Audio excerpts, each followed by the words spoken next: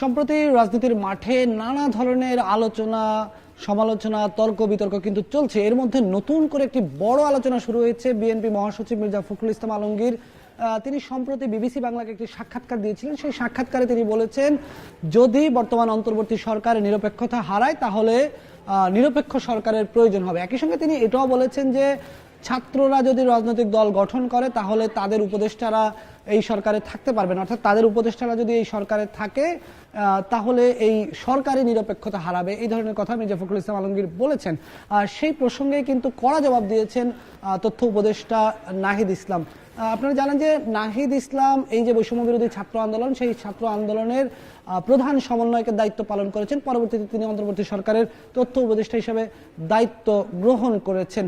এই যে বিষয়টা, সেই বিষয়টি নিয়ে যে আলোচনা চলছে এটি নিয়ে আমি বিশ্লেষণ করব। তবে তার আগে একটু বলে রাখতে চাই যে আসলে নাহিদ ইসলাম বিএনপি মহাসচিব যে বিষয়টি উত্থাপন করেছেন সেই বিষয়ে তিনি কি বলেছেন, তিনি কি ধরনের জবাব বিএনপি মহাসচিবকে দিয়েছেন। মূলত তিনি বিএনপির এই মহাসচিবের এই বক্তব্যকে বলছেন যে এটি শুধু বিএনপি মহাসচিবের বক্তব্য, বিএনপির বৃহৎ অংশ দলের নেতা কর্মীরা তারা গণ অভ্যুত্থানের আকাঙ্ক্ষাকে ধারণ করে, তারা এই বিএনপি মহাসচিবের বক্তব্যের সঙ্গে একমত হতে পারেন না। একই সঙ্গে নাহিদ ইসলাম বিএনপি মহাসচিবের এই বক্তব্যটিকে ১/১১ সরকারের মতো একটি ষড়যন্ত্র হিসাবে দেখছেন।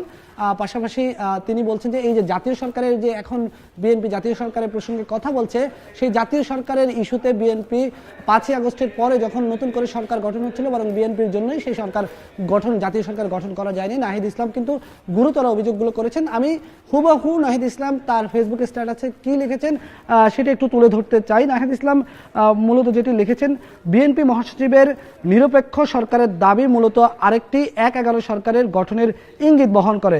১/১১ বন্দোবস্ত থেকেই আওয়ামী ফ্যাসিজমের উত্থান ঘটেছিল। বিএনপি মহাসচিবের বক্তব্যের সামনে আরেকটা ১/১১ সরকার, সংসদীয় সংখ্যাগরিষ্ঠতা ও নতজানু পররাষ্ট্রনীতির ধারাবাহিকতা এবং গুম খুন ও জুলাই হত্যাকাণ্ডের বিচার না হওয়ার আলামত রয়েছে, এটি নাহিদ ইসলাম অভিযোগ করেছেন। নাহিদ ইসলাম আরও বলেছেন, ছাত্র এবং অভ্যুত্থানের নেতৃত্বকে মাইনাস করার পরিকল্পনা ৫ই আগস্ট থেকেই শুরু হয়েছে। ৫ই আগস্টে যখন ছাত্র জনতা রাজপথে লড়াই করছে, পুলিশের গুলি অব্যাহত রয়েছে, তখন তাদের আপোষকামী অনেক জাতীয় নেতৃবৃন্দ, তিনি এভাবে বলেছেন যে তখন আমাদের আপোষকামী অনেক জাতীয় নেতৃবৃন্দ ক্যান্টনমেন্টে জনগণকে বাদ দিয়ে নতুন সরকার করার পরিকল্পনা ব্যস্ত ছিলেন। অনেকে ছাত্রদের কথাও সেখানে বলেছেন, এটি তিনি ব্র্যাকেটের মধ্যে লিখেছেন। নাহিদ ইসলাম আরও বলেছেন, তারা ৩ আগস্ট থেকে বলে আসছিলেন যে তারা কোনো প্রকারের সেনা শাসন বা জরুরি অবস্থা মেনে নেবেন না, এবং তাদেরকে বারবার ক্যান্টনমেন্টে যেতে বলা হলেও তারা যেতে অস্বীকার করেছিল। শেষ পর্যন্ত বঙ্গভবনে তারা আলোচনা করেন এবং আলোচনার মাধ্যমে ডক্টর ইউনূসের নেতৃত্বে তারা অন্তর্বর্তী সরকার গঠনের সিদ্ধান্ত নেন। এবং তিনি আরও যেটি বলছিলেন যে তারা চেয়েছিলেন ফ্যাসিবাদ বিরোধী রাজনৈতিক দলগুলো ও নাগরিক সমাজের সমন্বয়ে একটি জাতীয় সরকার গঠনে তারা চেয়েছিলেন। জাতীয় সরকার যদি গঠন হয়, জাতীয় সরকার হলে ছাত্রদের হয়তো সরকারে আসার প্রয়োজন হতো না। নাহিদ ইসলাম স্পষ্ট করে বলেছেন যে তখনই ৫ই আগস্টের পরবর্তী প্রেক্ষাপটে তারা একটি জাতীয় সরকার চেয়েছিল, যে জাতীয় সরকারে থাকবে এই যে ফ্যাসিবাদ বিরোধী যে সমস্ত নাগরিক সমাজ এবং যে সমস্ত রাজনৈতিক দলগুলো এই ফ্যাসিবাদ বিরোধী আন্দোলনে সরাসরি অংশগ্রহণ করেছিল এবং সরাসরি তারা বলিষ্ঠ অবস্থান নিয়েছিল, তারাই এই জাতীয় সরকারে থাকবে। আর সেই সময় যদি জাতীয় সরকার গঠন হতো তাহলে এই ছাত্রদের উপদেষ্টা হওয়ার প্রয়োজন হতো না। ডিজাইন, এলিগেন্স, বিউটি, সেরা পণ্য সবার জন্য জেভিকো। এবং তিনি গুরুতর অভিযোগ করেছেন যে তখন জাতীয় সরকার অনেকদিন স্থায়ী হবে এই বিবেচনা নিয়েছিল বিএনপি, এই জন্য তারা জাতীয় সরকারে রাজি হয় নাই। অর্থাৎ তিনি যেটা বলতে চাচ্ছেন যে যদি সেই সময় জাতীয় সরকার গঠন হয়ে যেত আওয়ামী বিরোধী সকল রাজনৈতিক এবং নাগরিক সমাজের সমন্বয়ে, তাহলে সেই সরকার অনেক দিন অবস্থান করতো, সেই সরকার অনেক দিন হয়তো ক্ষমতায় থাকতো। বিএনপি সেই বিবেচনাটা মাথায় রেখে জাতীয় সরকারের প্রশ্নে তখন রাজি হয়নি। কিন্তু অভ্যুত্থানের পরেই দেশে জাতীয় সরকারের প্রয়োজনীয়তা সবচেয়ে বেশি ছিল, অথচ বিএনপি জাতীয় সরকারের কথা বলছে সামনের নির্বাচনের পর। অর্থাৎ বিএনপি যে জাতীয় সরকারের ধারণা দিচ্ছে সেটি সামনের নির্বাচনের পরে জাতীয় সরকার গঠন করা হবে বলে নাহিদ ইসলাম অভিযোগ করেছেন, তিনি তার ফেসবুক স্ট্যাটাসে লিখেছেন। নাহিদ ইসলাম আরও বলেছেন যে ছাত্ররাই এই সরকারের এবং বিদ্যমান বাস্তবতার একমাত্র ফ্যাক্টর, যেটা ১/১১ সরকার থেকে বর্তমান সরকারকে সম্পূর্ণ আলাদা করে। অর্থাৎ তিনি যেটা বলছেন যে এই যে ২০০৮-এর যে ১/১১ সরকার, ২০০৯-এর যে ১/১১ সরকার, সেই ১/১১ সরকারের সঙ্গে এই সরকারের যে মূল পার্থক্যটা সেটি হচ্ছে ছাত্ররা এই সরকারের প্রতিনিধিত্ব করছেন। তিনি আরো বলেছেন বিএনপি কয়েকদিন আগে -2 এর আলোচনা করলেও এখন ক্ষমতায় যাওয়ার পথ সুগম করার জন্য নিরপেক্ষ সরকারের নামে আরেকটি 1-11 সরকারের প্রস্তাবনা করছে। অর্থাৎ 1-11 সরকারকে যে -2 এর একটি অভিযোগ করা হয়, যেখানে দুই নেত্রীকে বাদ দিয়ে যে রাজনৈতিক বন্দোবস্তের কথা তখন বলা হয়েছিল, এখন এই যে বিএনপি নতুন করে বিএনপি মহাসচিবের বক্তব্যকে সেই ধরনের একটি কিছুর সঙ্গে তিনি সম্পৃক্ত বা সেটা সঙ্গে তিনি রিলেট করছেন বলে আমরা নাহিদ ইসলামের ফেসবুক স্ট্যাটাস থেকে বুঝতে পারছি। তিনি আরো বলেছেন, এই ধরনের পরিকল্পনা গণতন্ত্র ও জাতীয় স্বার্থের বিরুদ্ধে যাবে এবং ছাত্র জনতা কোনোভাবেই এটা মেনে নেবে না, এবং তিনি মনে করেন এটা বিএনপির বিরুদ্ধে ষড়যন্ত্র। বিএনপি মহাসচিবের বক্তব্যকে বিএনপির বিরুদ্ধে ষড়যন্ত্র মনে করছেন নাহিদ ইসলাম। নাহিদ ইসলাম আরো বলেছেন, এই সরকার জাতীয় সরকার না হলেও এই সরকারের মধ্যে আন্দোলনের সব পক্ষেরই অংশীদারিত্ব রয়েছে এবং সব পক্ষই নানান সুবিধা ভোগ করছে। এখানে কিন্তু তিনি একটি গুরুতর কথা বলেছেন, নানান সুবিধা ভোগ করছেন নাহিদ ইসলাম বলেছেন। সেই সুবিধাগুলো কি? সেই সুবিধাগুলো হচ্ছে, সরকার গঠনের আগেই 6 আগস্ট অ্যাটর্নি জেনারেল এবং পুলিশের আগের আইজি নিয়োগ হয়েছিল যারা মূলত বিএনপির লোক। সরাসরি তিনি অ্যাটর্নি জেনারেল এবং পুলিশ প্রধানকে বিএনপির লোক বলে অভিহিত করেছেন নাহিদ ইসলাম। এরকমভাবে সরকারের উপর থেকে নিচ পর্যন্ত নানা স্তরে বিএনপির লোকজন রয়েছে, নাহিদ ইসলাম খোলাসা করে বলেছেন। নাহিদ ইসলাম বলেছেন, নির্বাচনের নিরপেক্ষতার কথা বললে এই বাস্তবতার কথাও মাথায় রাখতে হবে। তিনি আরো বলেছেন, রাষ্ট্রপতির পরিবর্তন, সংস্কার, নতুন সংবিধান, জুলাই ঘোষণা সব ইস্যুতেই বিএনপি বিরুদ্ধে অবস্থান নিয়েছে। অনেকদিন পরে রাজনীতির মাঠে একটা এই ধোঁয়াশে পরিবেশ, যে বিএনপি আসলে জুলাই ঘোষণাপত্রের পক্ষে কি বিপক্ষে, এই আলোচনার মধ্যেই নাহিদ ইসলাম একদম অভিযোগ করে বলেছেন যে বিএনপি সকল ইস্যুতে বিএনপি বিরুদ্ধে অবস্থান নিয়েছেন, অথচ এগুলো কোনোটাই ছাত্রদের দলীয় কোনো দাবি ছিল না বলে নাহিদ ইসলাম অভিহিত করেছেন। দেশের স্থিতিশীলতা, বৃহত্তর স্বার্থ এবং জাতীয় ঐক্য ধরে রাখার জন্যই ছাত্ররা বারবার তাদের অবস্থান থেকে সরে এসেছিল। কিন্তু এর মানে এই না যে গণতন্ত্র বিরোধী ও অভ্যুত্থানের আকাঙ্ক্ষা বিরোধী কোনো পরিকল্পনা হলে সেখানে তারা বিন্দু পরিমাণ ছাড় দিবে। নাহিদ ইসলাম স্পষ্ট করে এই কথাটি উল্লেখ করেছেন তার ফেসবুক স্ট্যাটাসে। নাহিদ ইসলাম আরো বলেছেন যে আওয়ামী লীগের বিষয়ে ভারতের প্রধান প্রধান দলগুলো ঐক্যমতে পৌঁছেছে, কিন্তু বাংলাদেশের রাজনৈতিক দলগুলো ঐক্যমত করতে পারে নাই, এবং এত অপরাধ, এত হত্যা, এত অপরাধের পরেও নাহিদ ইসলাম এখানে স্যাটায়ার করে বলেছেন, বিদ্রুপ করে বলেছেন, হায় এই জাতীয় ঐক্য লইয়া আমরা কি রাষ্ট্র বানাবো। নাহিদ ইসলাম আরো বলেছেন যে বাংলাদেশকে দুর্বল করা সহজ, কারণ বাংলাদেশকে সহজেই বিভাজিত করা যায়। এদেশের বড় বড় লোকেরা অল্প মূল্যে বিক্রি হওয়ার জন্য প্রস্তুত থাকে। অর্থাৎ যে বড় বড় রাজনীতিবিদদের বিরুদ্ধে বিক্রি হয়ে যাওয়ার অভিযোগ করছেন নাহিদ ইসলাম।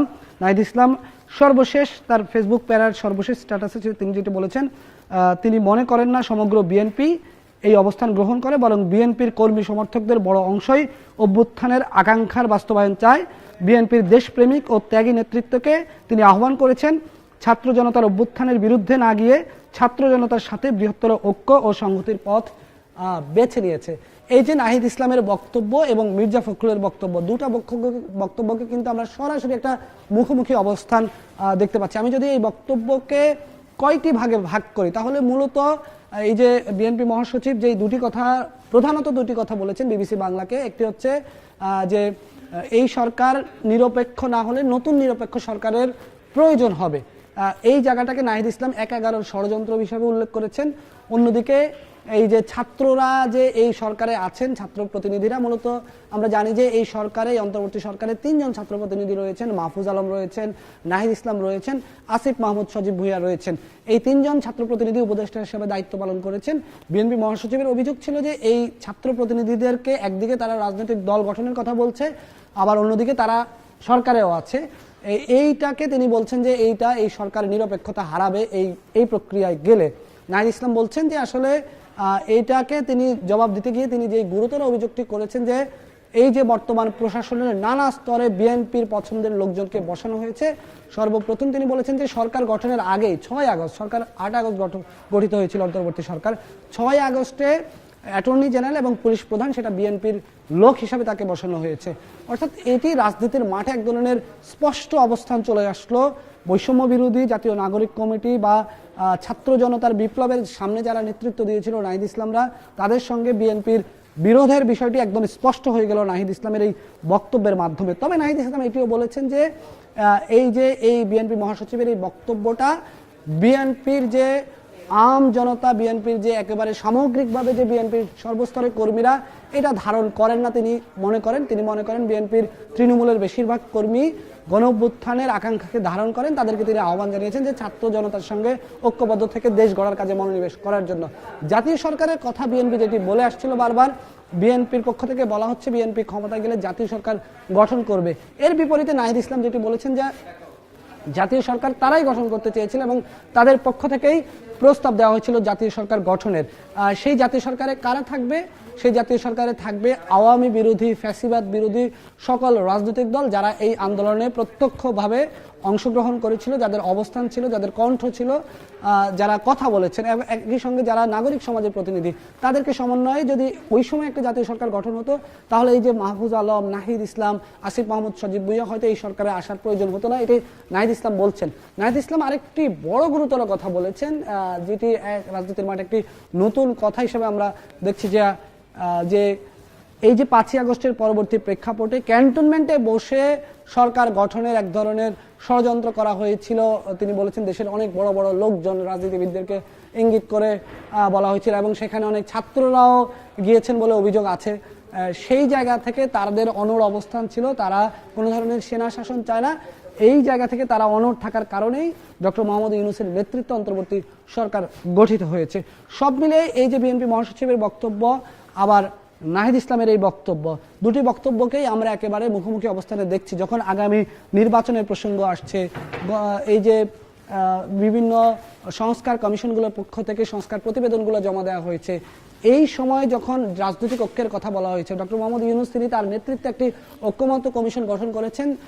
সেই কমিশনের অনেকগুলা কাজের মধ্যে দুটি বড় কাজ, একটি হচ্ছে জুলাই ঘোষণাপত্রকে নিয়ে সব রাজনৈতিক দলকে এক জায়গায় আনা এবং এই যে সংস্কার প্রস্তাবনাগুলো দেওয়া হয়েছে সেই সংস্কার প্রস্তাবনাগুলো কিভাবে বাস্তবায়ন হবে, সেটি কি গণভোটের মাধ্যমে বাস্তবায়ন হবে নাকি কোনো রাজনৈতিক উইল স্বাক্ষরিত হবে, কোনো সনদের মধ্যে রাজনৈতিক দলগুলো স্বাক্ষর করে যারাই পরবর্তীতে ক্ষমতায় আসবে তারা সংবিধান সংশোধনের মাধ্যমে এই বিষয়গুলো বাস্তবায়ন করবে। এই আলোচনাগুলো যখন হচ্ছিল তখনই এই যে বিএনপি মহাসচিবের এই বক্তব্য, আবার নাহিদ ইসলামের ফেসবুক স্ট্যাটাস, দুটাকে আপাতত দৃষ্টিতে মুখোমুখি অবস্থানে দেখা যাচ্ছে। আমরা দেখতে চাই আসলে সর্বশেষ এই বিতর্ক কোথায় গিয়ে থামে, কোন পর্যন্ত যায়। তো এই ছিল আমার কাছে এই বিষয়ে সবশেষ।